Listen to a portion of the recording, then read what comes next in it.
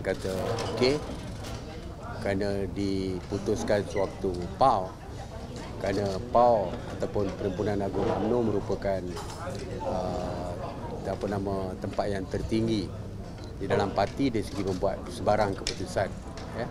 Itu ada pandangan seperti itu kerana dia juga dibenarkan oleh pengurusi. Ada juga pandangan yang berbeza yang mengatakan dari segi PAU ni, walaupun ianya merupakan satu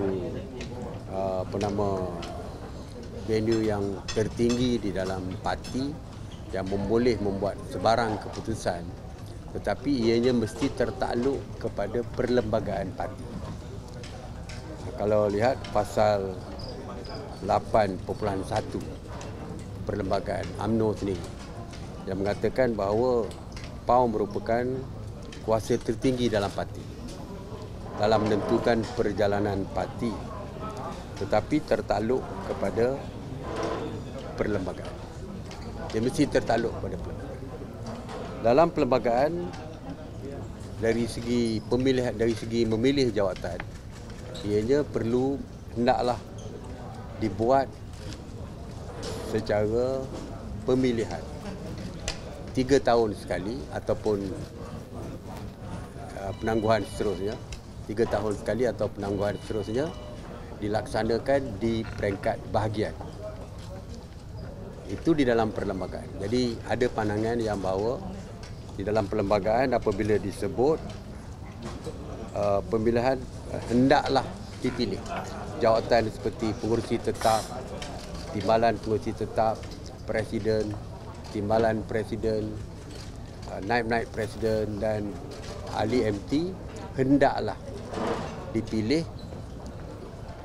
3 tahun sekali ataupun penangguhan, ya, di peringkat bahagian.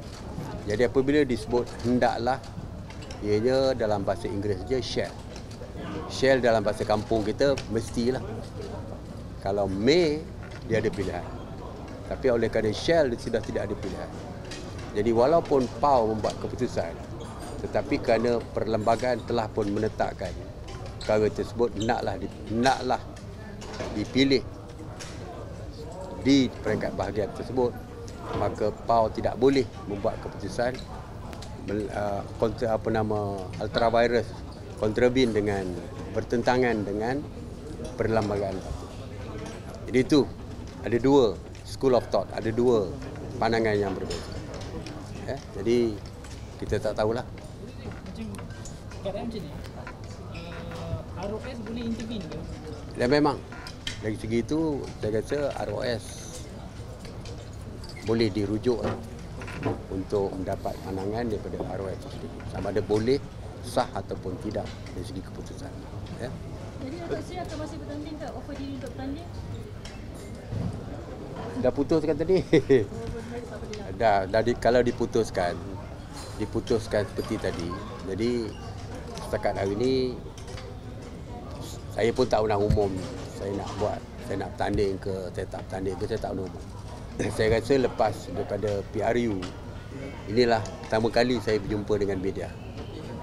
Saya tak berjumpa dengan media, tidak membuat sebarang statement kerana saya takut disalah anggap dan berbagai-bagai spekulasi timbul.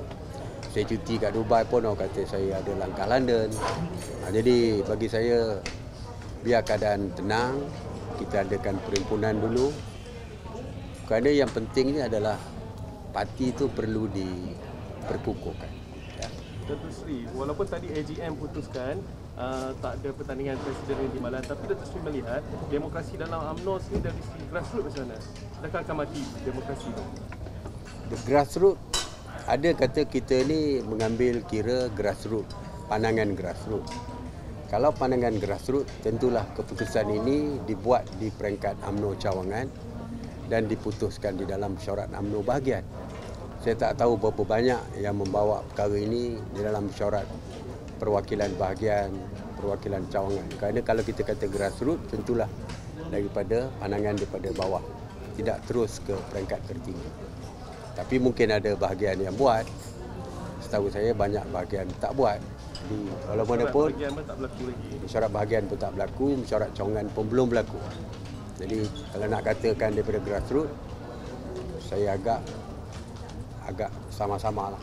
Kerana kalau betul-betulnya usul tu perlu dibuat di peringkat cawangan, usul di peringkat bahagian, baru bawa ke peringkat tertinggi. Tapi seperti saya kata tadi, MT mungkin boleh mencadangkan satu-satu usul. Cuma ada yang berpandangan usul asalnya adalah usul membahaskan ucapan Presiden. 7 perkara yang dicadangkan, tetapi tambah satu lagi tadi. Ditambah satu lagi. Jadi ada yang berpandangan juga yang mengatakan tidak boleh ditambah seperti itu. Ya, tak boleh ditambah saja kerana dari segi notis usul mesti dibuat. Notis, perlu ada notis. Ya, dalam perkara 10 pasal 10.1 kali 1 usul daripada bahagian. Kalau usul tu daripada negeri macam Negeri Sembilan bawah, dia mesti 14 hari notis. Kalau usul daripada MT mesti 7 hari notis. Jadi tadi benda tu nampak Tadi cuma sama. semalam saja dibawa dan masukkan terus usul tersebut. Secara asas Walaupun ada pindaan, tetapi pindaan di bawah perkara 20 pasal 23.3 mengatakan jika ada pindaan usul yang sama, kalau nak perbetulkan dari segi perkataan, dari segi ayat dan sebagainya boleh, tapi bukan ditambah perkara baru. Itu pun ada pandangan yang berbeza juga. Ada dua school of thought. Ada yang mengatakan kalau pengurusi benarkan boleh, ada yang mengatakan tak boleh kerana tertakluk kepada peraturan dari segi notis, dari segi apa yang boleh dipinda, bukan boleh ditambah macam tu saja. Kalau ada pindaan hanya dari segi perkataan dan sebagainya. Jadi itu beberapa pandangan yang berbeza. Kalau saya akan cabar keputusan PAU ni, Siapa? akan hantar notis kepada ROS Datuk Seri. Saya? Ya. Tak. Saya cuma menyebut yang ada dua school of thought, dua pandangan yang berbeza. Jadi itu pandangan yang berbeza lah. Macam dalam kes ni kan, siapa yang dalam parti ada local standby untuk bawa benda ni ke ROS? Siapa-siapa ahli parti boleh. Siapa saja yang ada interest kepada parti, ahli boleh. Siapa-siapa pun boleh untuk mendapat pandangan daripada ROS. So, Datuk Seri, walaupun usul tu dah lulus, adakah orang lain kalau nak bertanding boleh hantar nama juga? Saya tak tahu ibu pejabat tentu saja akan mengeluarkan statement sama ada boleh hantar pencalonan atau tidak. Kalau keputusannya tidak dipertandingkan dan keputusan itu sah dari segi perundangan, jadi tentu saja ibu pejabat tidak akan menerima. Bagi saya tentu saja ibu pejabat tidak akan menerima sebarang kertas pencalonan kalau sah apa yang diputuskan. Ya.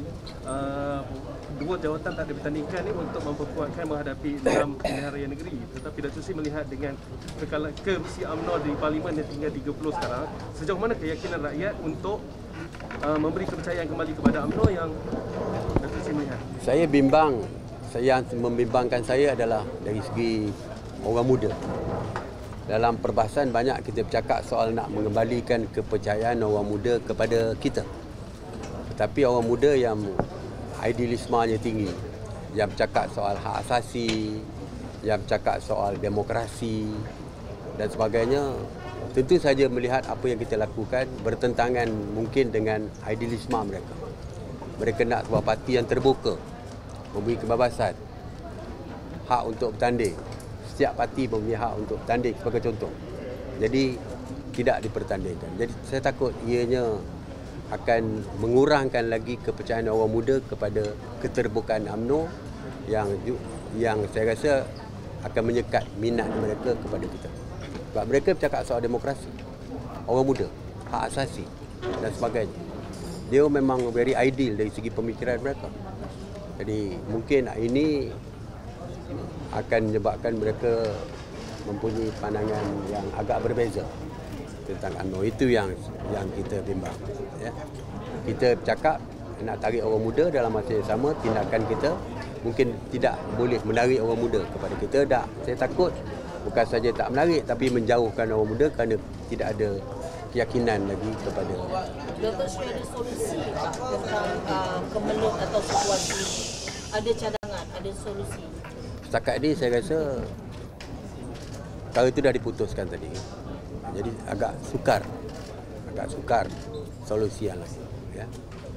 Kini terpulang kepada ROS lah, apa pandangan ROS. Tapi ada yang nampak Datuk Sri apabila UMNO Presiden kata akan bekerjasama dengan PH pada PRN nanti.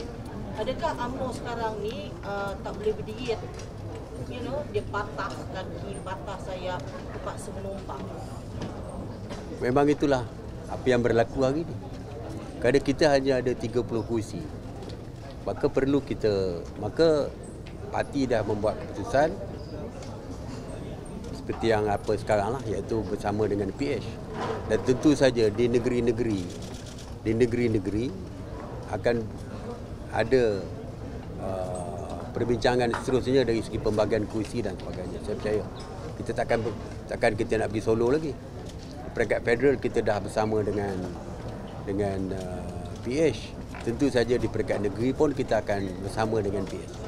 Tapi sejauh mana kekuatan PH boleh membantu UMNO di Kelantan, di Terengganu, di Kedah yang merupakan negeri berteraskan Melayu ini. Undi-undi Melayu. Saya rasa di negeri Kelantan, Terengganu, Kedah ni kebanyakannya adalah kursi-kursi majoriti Melayu. Saya tak tahu sejauh mana kerjasama kita dengan PH boleh membantu menambahkan undi di tiga-tiga negeri itu. Mungkin kita ada advantage di Selangor, di Pulau Pinang dan Negeri Sembilan kerana ada mix majority dari segi kursi. Tetapi sejauh mana kursi-kursi yang boleh membawa kemenangan tu boleh diberi oleh PH kepada kita dari segi pembagian kursi. Datuk Sri, adakah Datuk Sri akan mempertahankan jawatan naib presiden? Ya. Datuk Sri, despite the motion has been passed, the party has reminded that anyone who is interested to contest in the top 2 posts still can announce their candidacy. So what is the problem here? Ada siapa yang buat statement tu? No, the party has repeatedly reminded. When? No, despite that the motion has been passed. Yeah, when? That was before the motion was passed. Earlier, even yesterday, Presiden kata kat KJ, I'm ready to fight. Itu semalam, but not today. Today dah diputuskan. Anyone who announce their candidacy will be reprimanded by their... I don't think so. Tak salah kalau kita kata kita nak bertanding. Tetapi boleh atau tak boleh nak bertanding. Takut borang tu ditolak from beginning. Ya. Jadi So Datuk Sri nak mempertahankan jawatan naib presiden? apa dia? Datuk Sri nak mempertahankan jawatan naib presiden? Lambat lagi ni. Kita tunggulah dulu. Tengok dulu. Lambat lagi. Are you disappointed? Are you disappointed with the party president and the deputy president? Do you think this is undemocratic? Ada jawab tadi. Soal tak puas hati, disappointed dengan presiden atau timbalan presiden tak timbul. Ya, tetapi parti dah buat keputusan dan yang saya sebutkan tadi membimbangkan saya. Membimbangkan orang melihat bahawa UMNO bukan parti yang memberi kebebasan kepada ahli dalam menentukan masa depan. Siapa nak jadi pemimpin. Ada wakil daripada Pulau Pinang misalnya menyebut yang mengatakan bahawa selama ni pun tidak ada pertandingan. Bezanya, dulu Dr. Mahathir pun 22 tahun jadi Presiden UMNO. Tidak ada pertandingan. Tetapi tidak ada arahan keluar supaya tidak boleh dipertandingkan jawatan Presiden dan timbalan Presiden. Tidak ada orang nak lawan Dr. Mahathir. Menang tak bertanding. Bukan, tapi tidak ada arahan mengatakan jangan bertanding. Saya percaya wakil Pulau Pinang tu di bahagian dia pun, dia menang setelah dah 35 tahun jadi ketua bahagian. Tak ada siapa lawan dia. That's good lah. Orang suka dia lah. That's why orang tak lawan dia. Tetapi mungkin bahagian dia tak keluarkan arahan jangan lawan ketua bahagian. Itu beza dia.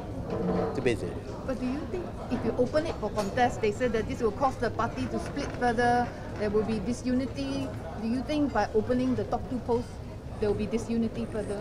Disunity dalam parti ni dah disebut sebelum pilihan raya lagi. Dulu saya tangguhkan pemilihan parti, setuju kita tangguhkan pemilihan parti, takut perpecahan parti sebelum pilihan raya. Sekarang pilihan raya dah habis. Dan pemilihan dalam parti perkara biasa di dalam UMNO. Di bahagian pun ada pemilihan parti. Kalau kita betul-betul tak nak berlaku perpecahan dalam parti kerana pemilihan, tak payah ada pemilihan ketua bahagian, tak payah ada pemilihan di perangkat akar umbi. Sebab akar umbi akan berpecah juga nanti kalau berlaku pemilihan. Jadi tak berapa konsisten dari segi kenapa 2 saja? Kenapa naik presiden kena bertanding? Ada geruk nanti, mungkin untuk geruk naik presiden pun ada beberapa geruk juga nanti. Ketua pemuda kenapa dibenarkan bertanding? Tak payah bertanding kan? Jadi inilah perkara-perkara yang saya percaya perlu dipikirkan. Kalau kita nak parti kita kuat, bukan hanya kita di dalam UMNO, tetapi rakyat di luar sana yang perlu kita tarik untuk bersama kita, dan rakyat nak tengok perubahan di dalam UMNO. Kita bercakap soal untuk menang pilihan raya, New Deal. Adakah ini tawaran baru yang kita nak tawarkan kepada rakyat bahawa di dalam UMNO seolah-olah demokrasi sudah mati.